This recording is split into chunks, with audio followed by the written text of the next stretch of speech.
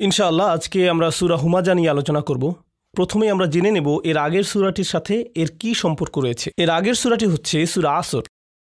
আসলে এখানে তিনটি সূরা আছে যেগুলো একটি অপরটির সঙ্গে গভীরভাবে সম্পর্কিত। সেগুলো হলো সূরা তাকাসুর, এরপর সূরা আসর, এরপর শেষে হুমাযা। এই তিনটি সূরা একটি অপরটির সঙ্গে গভীরভাবে সম্পর্কিত।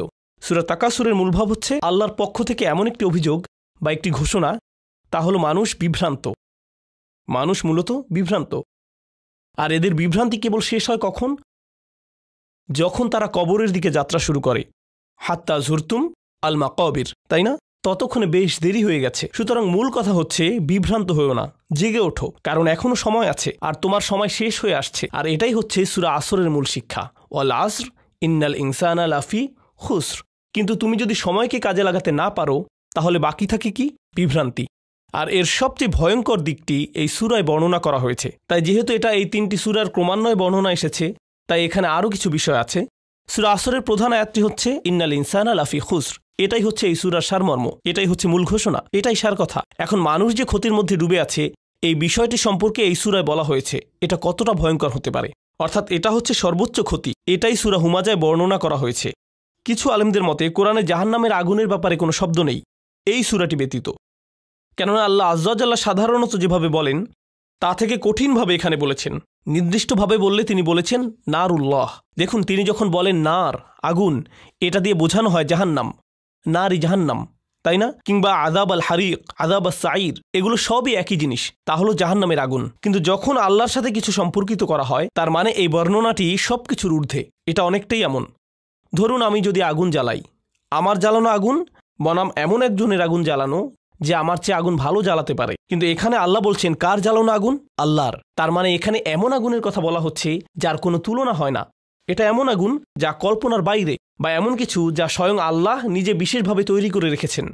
তাই যেহেতু তিনি আগুনের পরে নিজের নামটি উল্লেখ করেছেন লাকুল জালালা, স্বাভাবিকভাবেই বোঝা যাচ্ছে যে এটি হচ্ছে সবচেয়ে শক্তিশালী সূরা, যাতে জাহান্নামের আগুনের ব্যাপারে সতর্ক করা হয়েছে এবং ভয়ঙ্কর কথা এসেছে।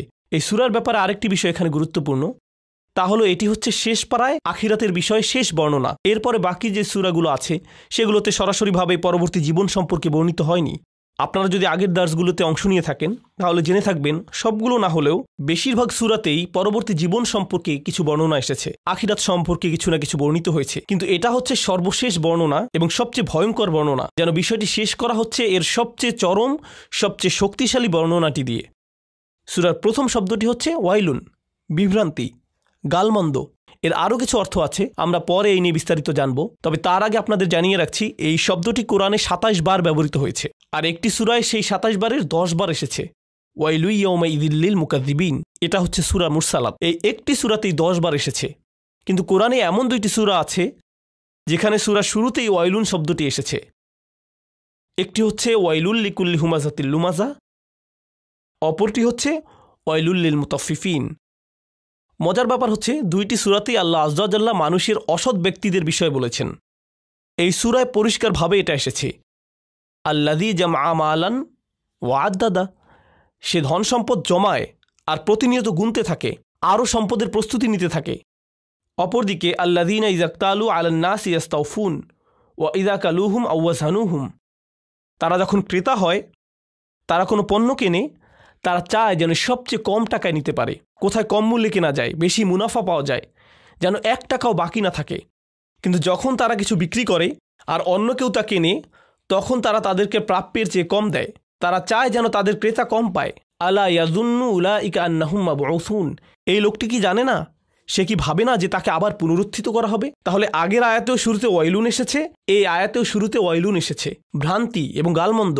তাহলে এটা হলো এই দুইটি সূরার মধ্যে সামঞ্জস্য।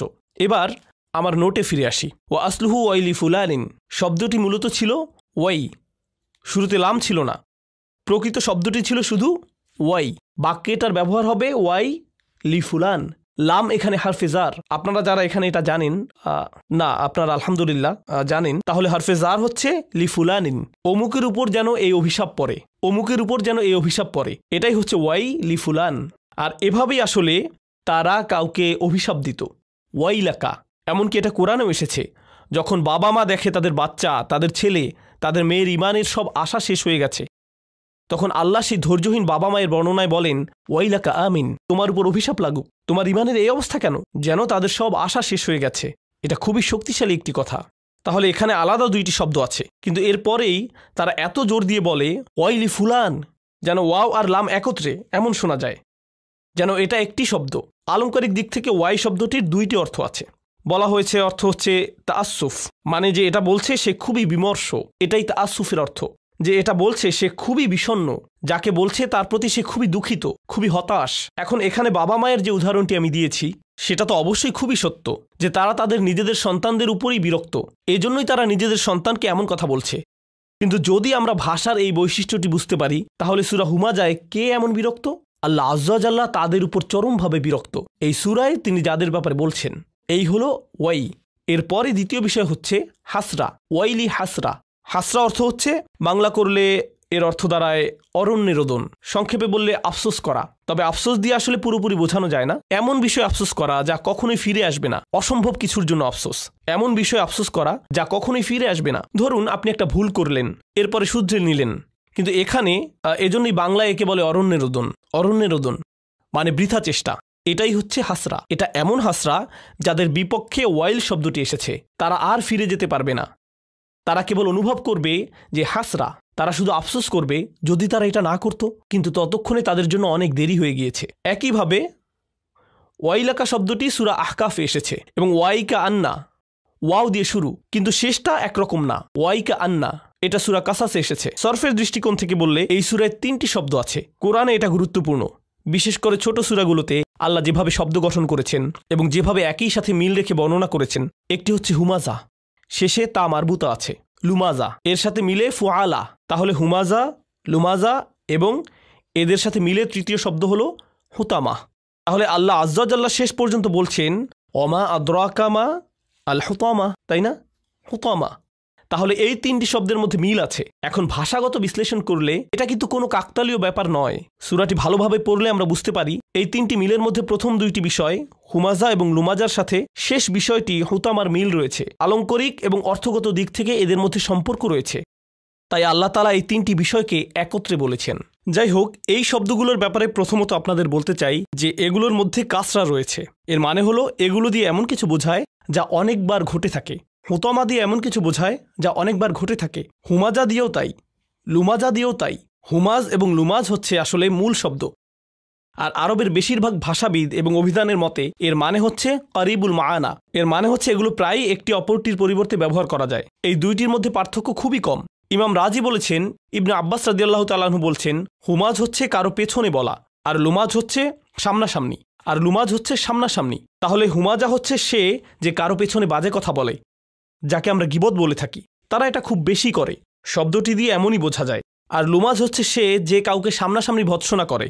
এখানে আপনাদেরকে বলে রাখি যে বর্তমানে অনেকেই বলে আমি তো তোমার পেছনে বলছি না, যেন সামনাসামনি কাউকে অপমান করাটা ভালো কিছু। এর মানে এই না যে আপনি ভালো কিছু করে ফেলেছেন, এরপরেও এটা খারাপ একটি কাজ।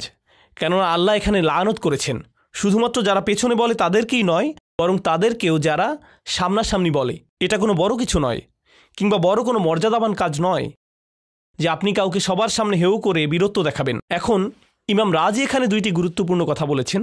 একটি হলো মুসলিমরা আসলে অবনতির দিকে যাচ্ছে। 3 জন বা 4 জন, ধরা যাক 4 জন মুসলিম একসাথে দুপুরের খাবার খাচ্ছে। তারা 5ম জনের ব্যাপারে কথা বলছে যে এখানে নেই। যেহেতু সে খেতে আসেনি, তারা ভাবলো তার ব্যাপারে কথা বলারই তো সুযোগ।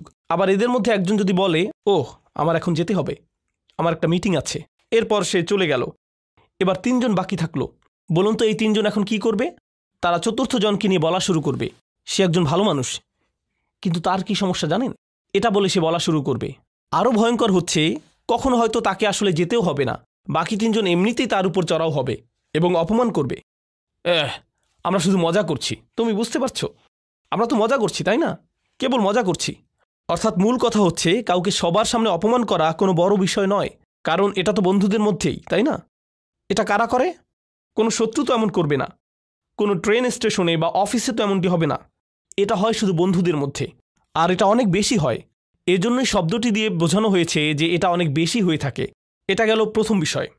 দ্বিতীয় বিষয়, কুল্লু যালিকা দাখিলুন ফি যাজরি ওয়ান নাহি। কুল্লু যালিকা নিয়ে আমরা পরে বলবো, আমি এটা নোটে এখনও লিখিনি, আপনাদের উৎসাহ ধরে রাখতে আমি এটা পরে বলবো। মুফাসসির এ বিষয়ে মন্তব্য করেছেন, তিনি বলেন এই সবই আল্লাহর তিরস্কারের মধ্যে অন্তর্ভুক্ত যা আল্লাহ নিষিদ্ধ করেছেন। অর্থাৎ আল্লাহ দুইটি বিষয় বলেছেন, হুমাজা এবং লুমাজা, এই দুইটি বিষয়। কিন্তু মুফাসসিরগণ একটি বড় লিস্ট করেছেন যে কোন ধরনের মানুষেরা এই বর্ণনার মধ্যে পড়বে। এখানে কেবল দুইজন মানুষ নয়, এখানে অনেক ধরনের আচরণের কথা বলা হয়েছে যা এই দুইটি শব্দের মাধ্যমে বোঝানো হয়েছে। আর এই অনুচ্ছেদের শেষে মূলত বলা হয়েছে, যেমন তাফসিরে কাবিরে ফখরুদ্দিন আর রাজি বলেন, কুল্লু যালিকা দাখিলুন, এর সব কিছুই আমি এখানে যা যা বর্ণনা করেছি। আমি যখন এটা পড়ছিলাম আমি দেখলাম 4 পৃষ্ঠার বর্ণনা, 4 পৃষ্ঠার বর্ণনা এসেছে শুধু এটা বোঝাতে যে হুমাজা কারা আর লুমাজা কারা। আর এই সবগুলি তিরস্কার ফিজাজর অর্থাৎ তিরস্কার, আল্লাহর হুঁশিয়ারি এই সূরায় এসেছে। এরপরে যেটি গুরুত্বপূর্ণ তা হলো কখন এই ধরনের আচরণ হয়ে থাকে, কখন কেউ এমন আচরণ করে যা হুমাজ এবং লুমাজের অন্তর্ভুক্ত। তারা মানুষের সামনে এবং পেছনে অপমানকর কথা বলে। আল্লাহ এখানে তাদের কথা বলছেন যারা এটা অনেক বেশি করে, যাদের স্বভাবই এমন এবং সবসময় এমন করে। কিভাবে এটা মানুষের আচরণের মধ্যে ঢুকে যায়, কিভাবে তারা এমন হয়ে যায়, এটা তাদের ব্যক্তিত্বের মধ্যে ঢুকে যায়। তারা এর বাইরে অন্য কিছু ভাবতে পারে না, তাদের কোনো বড় লক্ষ্য উদ্দেশ্য নেই, তাই তাদের লক্ষ্য হয়ে ওঠে অন্য কেউ। অনেক সময় কি হয় জানেন, এমন সব নিয়ে পুরো উপন্যাস, টিভি শো, এমনকি পুরো সাহিত্যের পুরো একটা রীতি গড়ে উঠেছে। যখন মানুষের নিজের ভালো কিছু করার থাকে না, তারা অন্যদের নিয়ে বেশি চিন্তিত হয়ে পড়ে। এমনকি এই ধরুন হাস্য ব্যঙ্গাত্মক আলাপ, বিশেষ করে মফস্বলে দেখা যায়, যেখানে সব সময় চলতে থাকে ওদের উঠান আমাদের চেয়ে বড়, কিংবা দেখেছো ওরা কি করছে, ওরা কেমন গাড়ি কিনেছে, আমি শুনেছি এটা হয়েছে সেটা হয়েছে। পাড়া প্রতিবেশীদের মধ্যে সব সময় এই সব আড্ডা চলতে থাকে, ওরা কেমন গাড়ি কিনেছে, আমি শুনেছি এটা হয়েছে সেটা হয়েছে। পাড়া প্রতিবেশীদের মধ্যে সব সময় এই সব আড্ডা চলতে থাকে। সমাজের মানুষেরা এমন মন্তব্য করে, এই তুমি দেখেছো ওই দিন সে কি পরেছিল, ও আল্লাহ এইসব কাপড় সে কোত্থেকে কিনেছে। এইসব অপ্রয়োজনীয় কথাবার্তাই হচ্ছে হুমাজ আর লুমাজ। আর এগুলো কোত্থেকে শুরু হয়েছে, যখন মানুষের বড় কোনো লক্ষ্য নেই, যখন তার মন শুধু অন্যদের নিয়ে ভাবে। বলে রাখি, এখানে এটা এই জন্য গুরুত্বপূর্ণ যে এর আগের সূরাটিতে প্রাথমিক বিষয়ের প্রতি নজর দেওয়া হয়েছিল, তা হলো ইন্নাল ইনসানা লাফি খুসর। আর এই ক্ষতি থেকে বাঁচার প্রাথমিক চিকিৎসা হলো ইল্লাল্লাযীনা আমানু ওয়া আমিলুস সলিহাত ওয়া তাওয়াসাউ বিল হক ওয়া তাওয়াসাউ বিস সবর। এটাই আপনার প্রাথমিক ভাবনা হওয়া উচিত। যখন এগুলো আপনার মাথায় থাকে না, তখনই আপনার মন এইসব নিয়ে ভাবে।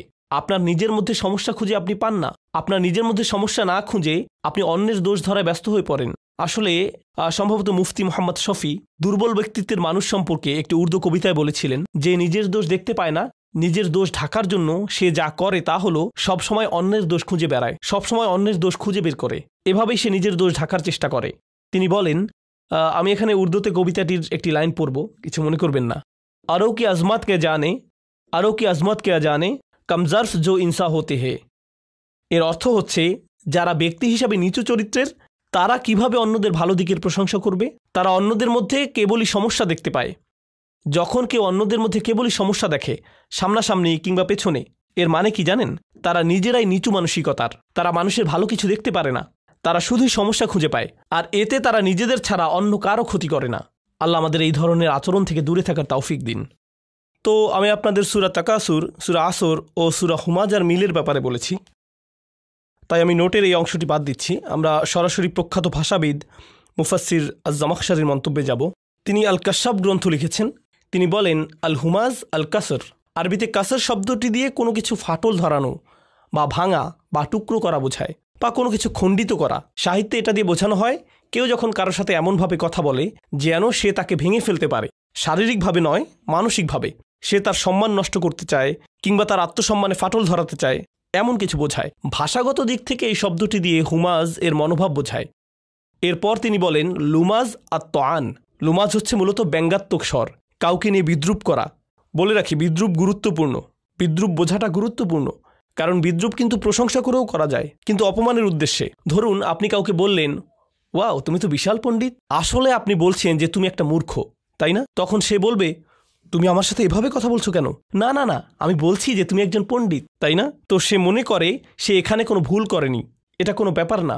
কিন্তু আসলে আল্লাহ তাআলা ভালোভাবেই জানেন সে এই কথাটা কোন উদ্দেশ্যে বলেছে।